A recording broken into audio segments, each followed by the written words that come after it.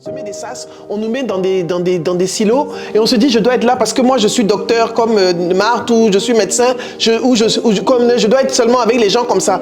C'est faux, tu vas apprendre beaucoup avec les autres, tu vas apprendre sur l'humain. Vous voyez? Donc diversifiez votre réseau, que ce soit des niveaux hiérarchiques, que ce soit des différents secteurs d'activité. Vraiment, ouvrez vos esprits. D'accord? Soyez visibles. J'aimerais que vous identifiez une opportunité professionnelle que vous aimeriez exploiter et que vous réfléchissiez à 3 personnes dans votre réseau qui pouvaient vous aider à y parvenir. Une opportunité que vous aimeriez exploiter, quelque chose qui vous intéresse, que vous aimeriez faire ou et que vous identifiez 3 personnes dans votre réseau qui pourraient vous aider à y parvenir. Si vous ne les avez pas, quel type de personnes dont vous avez besoin pour atteindre cet objectif?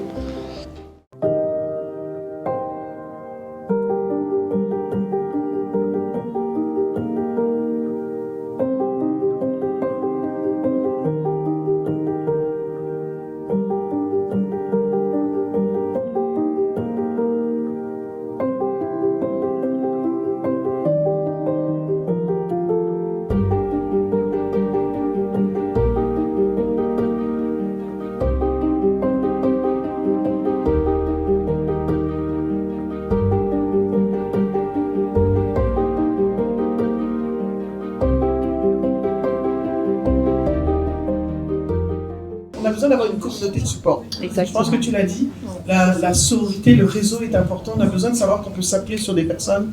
Ma chance, c'est que j'ai des associés à Impact Hub qui m'ont soutenu quand j'ai fait mon burn-out. Donc l'entrepreneur ne doit pas être seul. C'est cette solitude qui nous tue. Parce qu'en fait, nous, on avance, on est comme ça. J'ai passé 2 mois malade cette année. C'était pas le burn-out, ma tête allait bien, mais mon corps m'a lâché. Mais il m'a littéralement lâché. Donc je ne pouvais rien faire, j'avais des pathologies concomitantes, mon humilité a baissé, mais parce que j'avais peut-être pas quelqu'un, ou bien je n'écoutais pas, parce que c'est ça, vous n'écoutez pas aussi.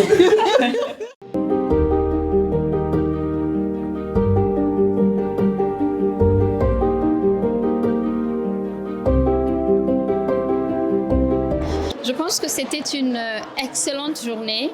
C'était une journée de partage, d'écoute, mais surtout de transmission. On a beaucoup parlé de pont. Il y a eu de la transmission entre nous, lauréates Ola, entre nous, mais aussi entre toutes les belles femmes qui sont venues aujourd'hui partager leur histoire, leur parcours. C'était vraiment le début du pont dont on a parlé. Je pense que le thème de la conférence a été matérialisé aujourd'hui et c'est le début de très très grandes choses qui ont déjà commencé, mais dont on a parlé aujourd'hui et dont on va amplifier les voix. Ah super, merci beaucoup et bravo, hein, vive Ola. Merci. Bonjour, alors je vous présente Awadia. Je dis Awassar. Awassar, qui es-tu? Dis. Awassar. Et... directrice des programmes, directrice de Etrelab Sénégal. Voilà, donc tout ce que vous voyez là, c'est le travail d'Awa. Awa a vraiment coordonné depuis 2 ans ce programme. Et bravo, et merci pour ton engagement. Je sais que c'est pas toujours facile, mais tu l'as fait. Content de nous. Merci beaucoup. Da ngay làkk tuuti wolof làggal tuuti wolof. dégguma wolof non mënuma. bu dee man mën naa wax. Ndeye Awa Sarr laa tudd. yow yaay kan. foofu laa yem. Alors, ici on a les projets des différentes Aula. Donc qu'est-ce qui se passe? Chaque Aula reçoit un financement pour pouvoir faire un projet d'impact pour transformer la vie de leur communauté. Donc en fait, Aula, c'est 3 points. La croissance individuelle, l'impact de la communauté et la transformation globale de la société. Donc c'est ça l'engagement d'Aula. Donc là, on a le programme d'Aminata qui fait le renforcement des capacités des filles de ménage sur les compétences de leadership et le plaidoyer. C'est ce que nous avons là. Voilà. Nous avons des Aula qui viennent des 9 pays de la sous-région, la Mauritanie, le Sénégal, le Mali, le Burkina, le Niger, la Côte d'Ivoire, la Guinée. J'espère que j'ai oublié personne. Donc voilà. J'ai déjà dit la Mauritanie. J'ai déjà dit, pourquoi tu veux me faire répéter? Donc moi c'est Ndeye Awa Gueye, je suis membre du WIC d'abord. Nous on est toujours là, le WIC est toujours là. Et je travaille à LuxDev, la coopération luxembourgeoise. Donc, je travaille dans des fonds de développement, investis justement dans des entreprises et PME, supportées par les femmes, mais aussi par toute personne, en tout cas, qui a une réponse à nos challenges de développement, tout simplement. Merci beaucoup. Alors moi, je suis Nimatou Draman, mentor Ola. Nimatou, présente-toi bien toi aussi. Ah oui, qu'est-ce que tu veux que je dise de plus? Dis-leur qui tu es, ce que tu fais. Ah oui, moi je suis juriste de formation et directrice de la conformité de la réglementation à la BOAD. Vous avez vu ces lunettes? Conformité obligatoire, non. Alors merci Minatou. Minatou, ça fait 2 ans que tu... Minatou, pardon, excuse-moi, que ça fait 2 ans que tu t'engages. Et pourquoi en tant que mentor? Mais c'est ce que je disais hier en tant que mentor, c'est ma passion de l'humain. Déjà, pour commencer. Et puis l'envie de voir nos jeunes filles, les jeunes femmes éclore et manifester tout leur talent, toutes leurs compétences pour arriver à être des leaders de demain. Merci beaucoup, merci pour ton engagement. Alors nous avons une mentee, une lauréate, Marianne Niagré du Burkina. Présente-toi Marianne et présente-nous ton projet. Je suis Marianne Gagré du Burkina. Mon projet porte sur l'autonomisation des femmes déplacées à travers l'agriculture urbaine. Voilà, c'est une idée qui est issue du fait que depuis une dizaine d'années, le Burkina traverse une crise sécuritaire qui a entraîné le déplacement de nombreuses populations, notamment près de 2 millions de personnes du nord où les attaques se font vers les zones plus sécurisées telles que la capitale. Et donc parmi ces personnes déplacées, il y a des femmes qui se retrouvent sans emploi, sans activité, logées dans des camps de déplacés où le confort de vie n'est pas trop approprié et adéquat. Et donc mon projet vise à sensibiliser déjà ces personnes déplacées à la nécessité de mener une activité rémunératrice pour avoir des sources de revenus. Parce qu'actuellement, elles ont des aides, mais sont des aides en nature, ce qui ne favorise pas leur autonomie, mais plutôt les maintient dans la dépendance. Et donc ce projet, c'est les sensibiliser à la nécessité de mener une activité rémunératrice. Et comme objectif, nous avons sensibilisé, recruté 15 femmes que nous allons former à l'agriculture et aussi aménager un site et les équiper en matériel agricole pour qu'elles puissent mener à bien leur activité. Donc à ce jour, nous avons mené à bien les séances de sensibilisation. Nous avons sensibilisé près de 30 femmes. Les 15 femmes ont été recrutées, formées. Et donc actuellement, nous sommes en train d'aménager et de les équiper en matériel agricole pour qu'elles puissent débuter les semences au mois de décembre, au plus tard le 10 décembre. Voilà. Merci Marianne. Merci bien. Est-ce que tu peux te présenter s'il te plaît? Je suis Senam Béton, je suis le CEO de Etri Labs. Voilà. C'est tout? Etrilab fait quoi?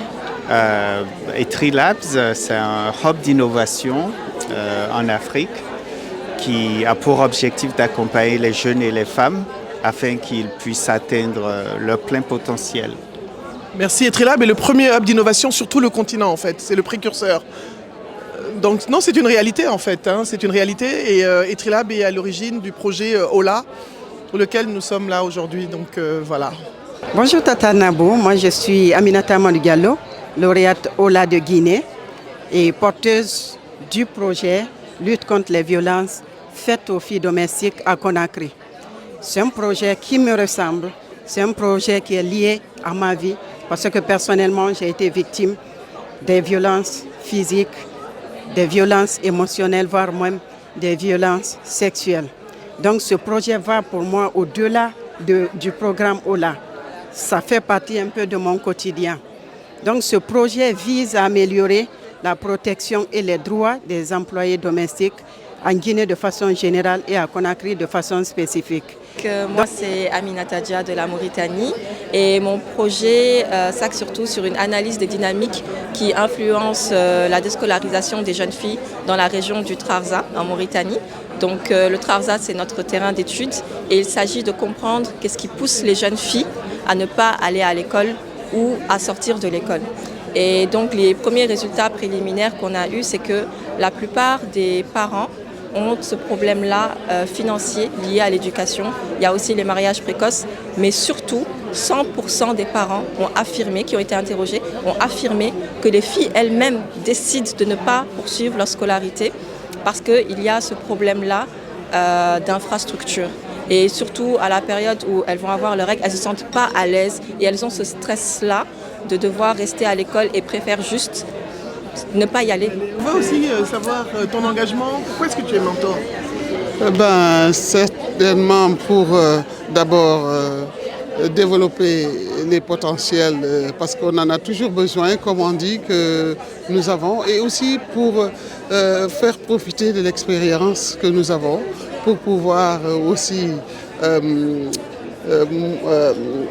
dans un débat et dans une rencontre intergénérationnelle pouvoir donner ou appuyer les femmes, les jeunes leaders à aussi relever les défis qui se posent à notre société. Merci. Tata Fatimata, tu sais très bien. Tu connais mon micro? Je connais ton micro. Alors, nous avons Madame Assoudiouf du ministère et notre mentor des mentors, Madame Tata Fatimata, que vous connaissez. Alors, je vais donner la parole au ministère et après à Tata Fatimata. Merci beaucoup. Voilà. Pourquoi est-ce que vous êtes venu soutenir Ola? Oui, nous sommes venus soutenir Ola et magnifier avec tout le monde les résultats que vous avez jusqu'ici. Nous venons de revisiter le panier de projets que vous avez. Mais nous sommes venus soutenir Ola parce que la question du leadership féminin nous tient à cœur. C'est au cœur de nos politiques publiques au niveau du département en charge de la famille et des solidarités. Mais c'est également une thématique centrale de l'agenda de l'égalité homme-femme au Sénégal. Et nous sommes là également pour vous témoigner notre satisfaction par rapport aux résultats réalisés, mais aussi pour encourager et inviter Ola à aller de l'avant et à explorer d'autres chantiers pour que ce leadership féminin puisse de génération en génération être une réalité, mais s'allonger chaque fois que de besoin les défis du moment. tubaab bi bari na lakkal tuuti wolof. ñun ñoo ngi ñëw fii ci conférence bi nga xam ne Ola moo ko organisé. Ola mu ngi regroupé pays francophones de l'Afrique de l'Ouest, la Mauritanie. C'est une excellente chose parce que ñun ñoo bokk li nga xam ne mooy sunuy réalité mais sunuy mbébét. Ola nekk ràññeeku ci leadership féminin di ci liggéey lu mucc ayib. Projet yi nga xam ne gis nañu ne tey jii teg nañ ko fi ak seen partenaire wane na ne itam ñoom ñu ngi liggéey ci bànqaas yëpp. ñu ngi laal itam catégorie de personnes yëpp parce que gis na ay projets yoo xam ne laal na ay personnes déplacées parce que fi jàmmaar looy am comme Burkina Faso gis naa projet boo xam ne tamit dafa am caractère inclusif parce que mu ngi laal xale yu jigéen ñi nga xam ne dañuy toll ci gis baax te ñoom yàlla daf leen wàññi soit seen xel wala seen cër yi te loolu dafa métti rek ci jigéen masantuma xale boo xam ne mu gis loolu. C'est toujours un plaisir aussi de te voir diriger une réunion, faciliter une réunion. Tu le fais avec beaucoup d'aisance et tu le fais avec beaucoup d'élégance aussi. Merci beaucoup. Dama lay tagg waaw da ngay jël parce que yaa ko moom aussi et puis da nga ko mérité. Parce que da ngay gërëm nit ñi waaye fokk nit ñi aussi gërëm la delloo la njukkal ndax li ngay defal askan wi ak li ngay defal xale yi ak li ngay defal jigéen ñi. Alors moi effectivement je suis dans cette réunion parce que je suis mentor. Des mentors. Ce mentorat simple. On me donne le titre de mentor des mentors mais je crois que je fais autant que chacune des mentors. Nous sommes environ une quarantaine. Aujourd'hui à accompagner Ola dans cette belle aventure qui est le leadership, l'accélération de la promotion de leadership féminin en Afrique de l'Ouest francophone. Alors quand on dit accélération, moi je pense que ça c'est un mot clé et qui fait aussi la particularité de Ola parce que les filles que nous soutenons, c'est des filles qui sont en milieu de carrière et c'est des filles qui ont un potentiel pour aller vite et loin. Donc, ce que nous faisons, nous, c'est justement c'est d'accélérer, de faire ressortir ce potentiel-là et puis de les aider à aller vite et à atteindre leurs objectifs en termes de développement personnel et en termes de développement professionnel. Alors, Tata Sokhna, pourquoi est-ce que tu t'es engagée sur ce programme? Merci beaucoup. Ce programme répond juste à toutes mes aspirations. Je pense que le programme OLA est un programme qui est assez complet. C'est un programme qui est bien structuré. Et je pense que c'est un programme qui, après la première cohorte, nous montre vraiment tout ce qu'il peut produire et l'effet que ça peut avoir auprès de celles qui ont la chance vraiment d'être admises dans le programme. Cissé, alors Emma et Khady Cissé sont deux lauréates OLA. Racontez-nous, dites-nous votre projet, c'est quoi? Moi, mon projet, c'est de pouvoir créer un chatbot qui sera un endroit où les jeunes pourront poser des questions, où pourront nous contacter en cas de violence sexuelle, en cas de violence basée sur le genre, et où ils auront la possibilité de pouvoir parler à un médecin à tout moment pour leur donner des conseils vrais sur la santé sexuelle et reproductive. Alors tu es médecin, tu n'as pas dit que tu étais... Oui, je suis Cathy Emmanuel, je suis médecin gynécologue, je suis passionnée par la femme, mais ensuite surtout de la jeune fille, et je veux que ces jeunes filles de demain soient en bonne santé et qu'elles puissent se prendre en charge dans tous les sens du thème. Alors merci et bravo pour ce beau projet. Maintenant il y a Khady Cissé qui est revenue sur la terre de ses ancêtres, mais en tant qu'ivoirienne. Je la passe. Ouais, je suis Khady Cissé, je viens de la Côte d'Ivoire et là je présente mon projet qui est la caravane Menstrues Libre. Menstrues Libre, c'est un concept qui aide la femme, les filles à pouvoir s'organiser autour du cycle menstruel. Nous, notre particularité, c'est pas seulement que parler de menstruation, mais parler des 4 phases pour permettre à la jeune fille de pouvoir vraiment s'auto-organiser autour de ça à travers les ouvrages et à travers la serviette menstruelle réutilisable qui a de l'impact durable pour la jeune fille à l'école. Et là, moi, j'ai présenté un projet sur la santé sexuelle et reproductive chez des jeunes adolescents au milieu scolaire, où une enquête a été réalisée qui a montré des résultats très signifiants, où on a 70% des jeunes qui ne sont pas informés ou peu informés sur la question. Donc là, nous rédigeons des modules de plaidoyer pour convaincre nos autorités, pour nous accompagner sur la question, afin de ramener davantage nos jeunes sur le bon chemin. Je vous remercie. Bonjour, moi c'est Ariel Kensou, béninoise, engagée dans la scolarisation des jeunes filles en milieu rural. Mon projet porte sur l'hygiène menstruelle des filles en milieu rural et se déroule sur plusieurs phases. La première phase, il s'agit de former 6 filles couturières en fin de formation à la confection de serviettes hygiéniques réutilisables qui va permettre non seulement leur autonomie financière de ces filles couturières-là, ensuite la disponibilité des serviettes hygiéniques et aussi pour agir dans le sens de la protection de l'environnement parce que c'est des serviettes réutilisables d'une durée de 2 ans, voire 3 ans. Ensuite, nous allons sensibiliser les filles et les garçons sur la question de l'hygiène menstruelle. Et un défi que nous allons relever, c'est que quand nous sommes allés là-bas, pour plus de 1800 élèves, il n'y a pas une seule infirmerie. Il y a une infirmerie qui n'est pas occupée, qui n'est pas équipée. Et les toilettes ne sont pas adaptées.